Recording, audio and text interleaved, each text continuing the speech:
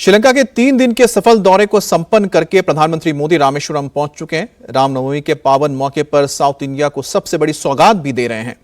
PM Modi आज रामेश्वरम में समुद्र पर बने पम्बन ब्रिज का उद्घाटन करेंगे। अब पम्बन रेलवे ब्रिज एशिया का पहला vertical lift span railway bridge है।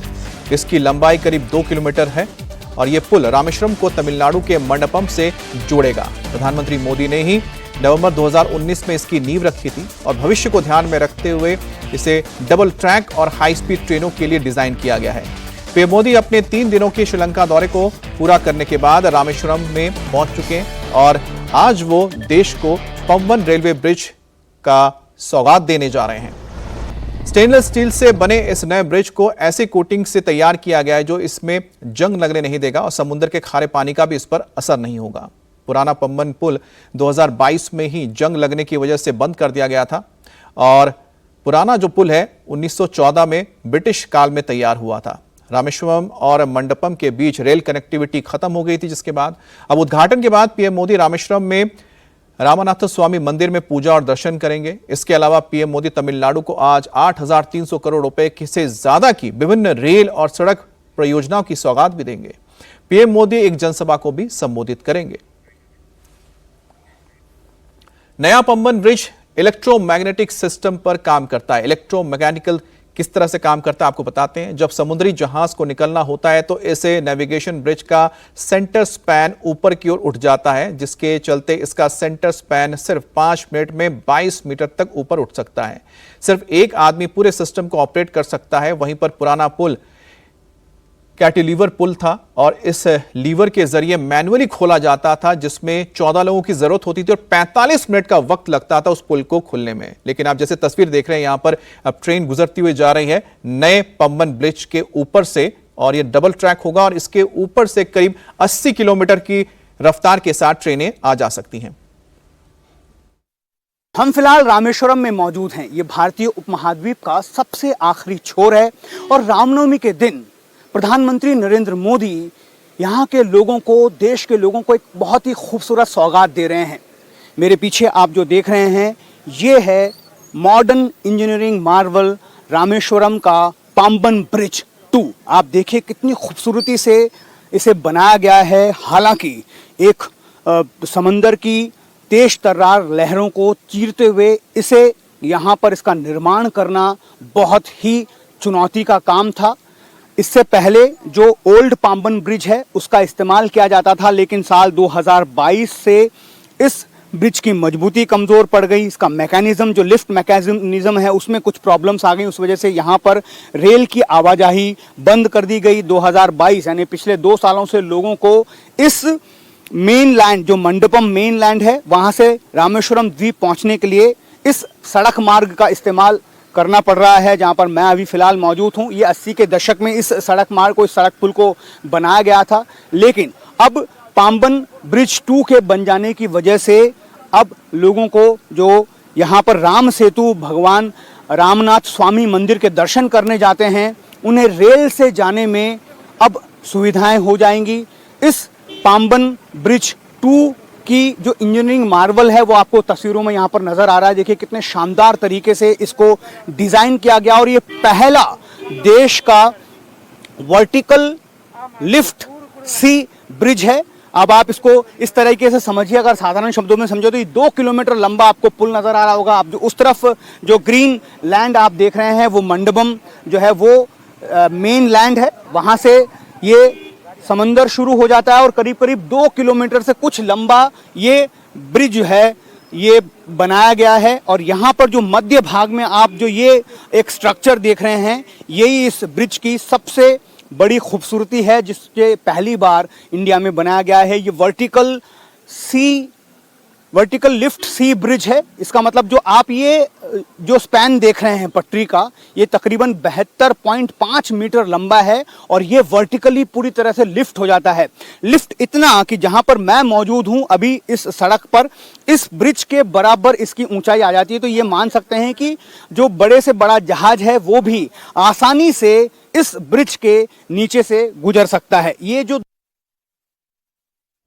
और साउथ रेलवे ने 12 जुलाई 2024 को नए पम्बन ब्रिज पर लाइट इंजन का ट्रायल रन किया था और इस ट्रायल से ब्रिज की मजबूती और सुरक्षा को परखा गया था। 4 अगस्त 2024 को टावर का ट्रायल रन किया गया, जिसमें रामेश्वरम स्टेशन तक टावर कार चलाई गई थी और 31 जनवरी 2025 को रामेश्वरम एक्सप्रेस ट्रेन का सफल ट्रायल हुआ था। ट्रेन को मंडपम से रामेश्वरम स्टेशन तक लाया गया और इस दौरान वर्टिकल लिफ्ट ब्रिज को पहली बार इंडियन कोस्ट गार्ड की पेट्रोलिंग बोट के लिए ऊपर भी उठाया गया। जब बात आधुनिकता की हो तो इस पाम्बन ब्रिज 2 को किस तरह से आधुनिक बनाया गया है, इसकी एक और खासियत हम आपको बताते हैं। देखिए, इस जो पाम्बन ब्रिज 2 में जो है वो बहुत ही बढ़िया ग्रेड के स्टील वायर की केबलिंग लगाई गई है, जो वर्टिकली इस पूरे मिडिल स्पैन को, जो इसका पूरा जो मध्य भाग है उसको लिफ्ट करती है। लेकिन ये मैकेनिज्म जो है वो कैसे काम करेगा, इसके लिए देखिए यहाँ पर पाम्बन पुल नियंत्रण टावर जो है वो बनाया गया है। खास तौर पर ये पाम्बन ब्रिज कंट्रोल टावर है, क्योंकि ये इलेक्ट्रिकली जो लिफ्ट है वो काम करती है। यहाँ पर कैसे इसका संचालन होगा उसको आप समझ लें कि जिस तरह से अगर कोई भी जहाज इस समंदर से गुजरना चाहेगा तो एक सिग्नल जो है वो इस पाम्बन ब्रिज कंट्रोल टावर को मिलेगा। उसके बाद वहाँ से इस वर्टिकल लिफ्ट का चालन होगा। जो कंट्रोल रूम जो बनाया गया उसके ऊपर आप देखें, टॉप में जो 2 आपको कक्षनुमा जगह नज़र आ रही है वो उसका मास्टर कंट्रोल रूम है, कह सकते हैं। वहाँ से ये पूरा जो लिफ्ट जो स्पैन है, जो पटरी है 72.5 मीटर की, ये पूरी वर्टिकली लिफ्ट होगी और वहाँ से जब एक बार सिग्नल मिल जाएगा कि जहाज यहाँ से क्रॉस कर रहा है, उसके बाद ये प्रक्रिया जो है वो स्वचालित रूप से शुरू हो जाएगी। जैसा बताया गया है कि 5.5 मिनट में ये पूरी पटरी जो है तकरीबन 22 मीटर ऊपर उठ जाएगी और जहाज इससे निकल जाने के बाद ये वापस नीचे जो पहुँच जाएगी। इसके अलावा एक और जो बड़ी बात है, फ्यूचर टेक्नोलॉजी को ध्यान में रखते हुए जो ट्रैक आप यहाँ पर देख रहे हैं, ओल्ड पाम्बन ब्रिज में जो ट्रैक है वो सिंगल ट्रैक सिस्टम है, लेकिन जो न्यू पाम्बन ब्रिज है उसमें डबल ट्रैक सिस्टम का को लगाया गया है, ताकि फ्यूचर में अगर दोनों तरफ से अगर रेलगाड़ी को आने जाने की यहाँ पर व्यवस्था की जानी हो तो वो आसानी से हो सके। इससे रेलवे का जो आवागमन है, जो फ्रीक्वेंसी है वो बढ़ जाएगी। तीसरी बड़ी बात यहाँ पर आप देखिए, जो ओल्ड पाम्बन ब्रिज में आपको किसी भी तरह का इलेक्ट्रिकल जो पोलिंग सिस्टम है वो नज़र नहीं आ रहा होगा, लेकिन वहाँ पर जो है पूरा इलेक्ट्रिफिकेशन का काम भी न्यू पाम्बन ब्रिज में किया गया है। आपको जगह जगह पोल्स नज़र आ रहे हैं, तो इलेक्ट्रिफिकेशन का काम भी यहाँ पर कर दिया गया है, जिस वजह से आने वाले समय में यहाँ पर मॉडर्न टेक्निक से बनी हुई इंजन से लेस रेलगाड़ियों को भी इस पटरी पर दौड़ाया जा सके। और सबसे खास बात यह है कि जब यहाँ पर ओल्ड पाम्बन ब्रिज पर रेलगाड़ी जब गुजरती है तो यहाँ पर उसकी जो स्पीड है उसको सिर्फ 10 किलोमीटर रखा जाता है, ताकि इस ब्रिज को ज़्यादा नुकसान नहीं हो। 10 किलोमीटर ही इसकी मैक्सिमम स्पीड जो है यहाँ पर निर्धारित की गई है। लेकिन जो बड़ा जो पाम्बन ब्रिज 2 है वहाँ पर जो रेलगाड़ी की रफ्तार की जो गति है उसे 75 किलोमीटर प्रति घंटे की रफ्तार रखा गया है। और जब इस पुल के ऊपर से रेलगाड़ी गुजरेगी तब उसकी स्पीड थोड़ी सी कम हो जाएगी, लेकिन इस इतनी रफ्तार से गाड़ियों को यहाँ से अगर दौड़ाया जा सकता है तो इसका मतलब ये समझ लीजिए कि आने वाले समय में जो प्रीमियम ट्रेन्स हैं, चाहे वो वंदे भारत हो, तेजस हो, शताब्दी हो, अगर ऐसी ट्रेन्स भी इंटरसिटीज ट्रेन रामेश्वरम तक सीधी चलानी हो भारतीय रेलवे को, तो उसके लिए भी इस ब्रिज को पूरी तरह से तैयार बनाया गया है। यही वजह है कि यहाँ पर लगातार इस ब्रिज की चर्चा हो रही है। और पम्बन रेलवे ब्रिज टेक्नोलॉजी का भी एक नायाब उदाहरण है। समंदर की लहरों के बीच 58 किलोमीटर प्रति घंटे की तेज हवा की रफ्तार होने के बाद भी वर्टिकल सिस्टम काम करेगा। ऑटोमेटिक रेट सिग्नल हो जाएगा। हवा की गति सामान्य होने तक ट्रेन की आवाजाही बंद रहती है।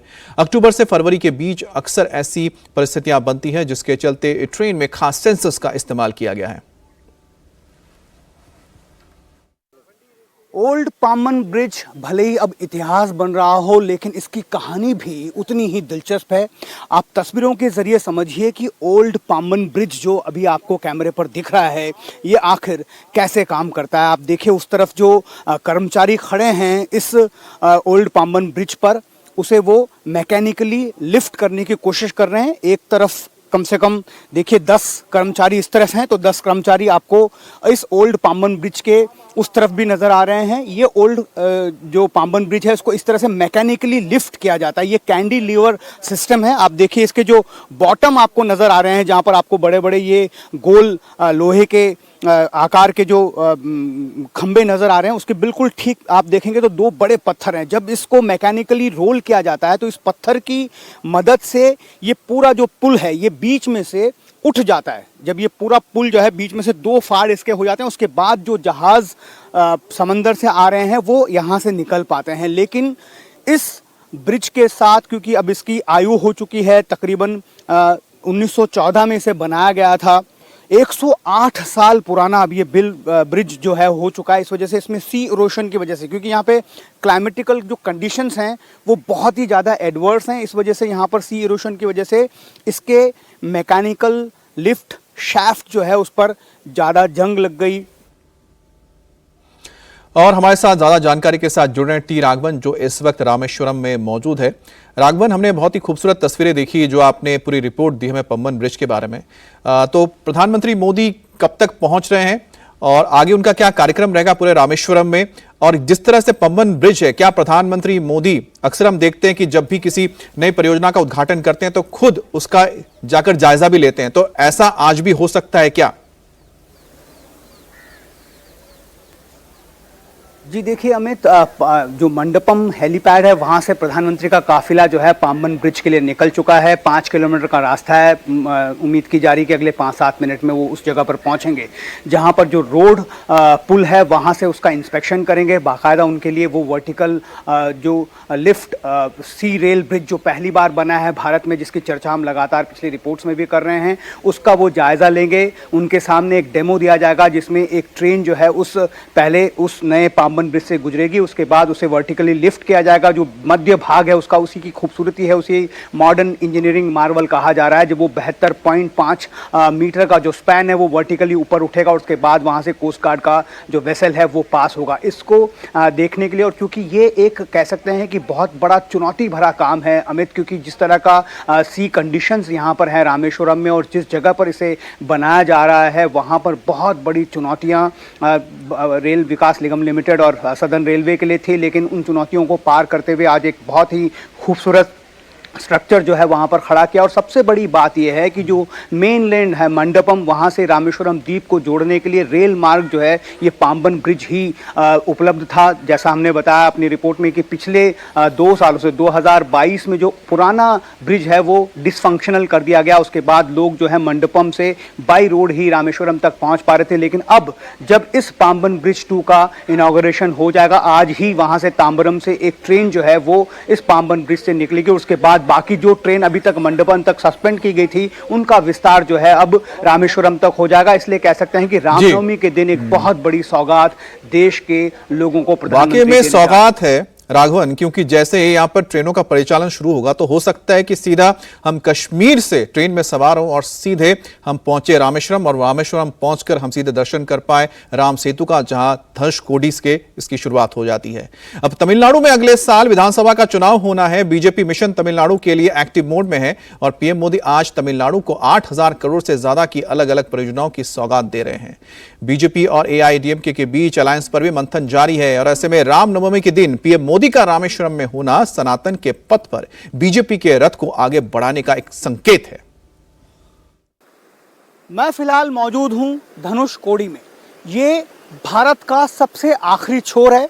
यहां पर 2 सागरों का मिलन होता है, हिंद महासागर के गल्फ ऑफ मन्नार और बंगाल की खाड़ी का, और इसीलिए ये जगह बहुत ही खास है। आप देखिए जो रोड मार्ग है भारत का वो यहाँ पर आकर ख़त्म हो जाता है। आपको तस्वीरों के ज़रिए समझाते हैं। ये जो सड़क मार्ग है ये भारत का सबसे आखिरी सड़क मार्ग है। इसे अरिचल मुनई कहा जाता है, और यहाँ पर आकर फिर समुद्री सीमा शुरू हो जाती है। और यहीं से ये बताया जाता है, मान्यताएं ये कहती हैं कि भगवान श्री राम ने श्रीलंका पर चढ़ाई के लिए राम सेतु का निर्माण किया था। उस राम सेतु तक लोग ट्रेन के ज़रिए आसानी से पहुँच जाएं, इसी के लिए यहाँ पर मोदी सरकार की ओर से पाम्बन ब्रिज 2 का निर्माण किया गया है।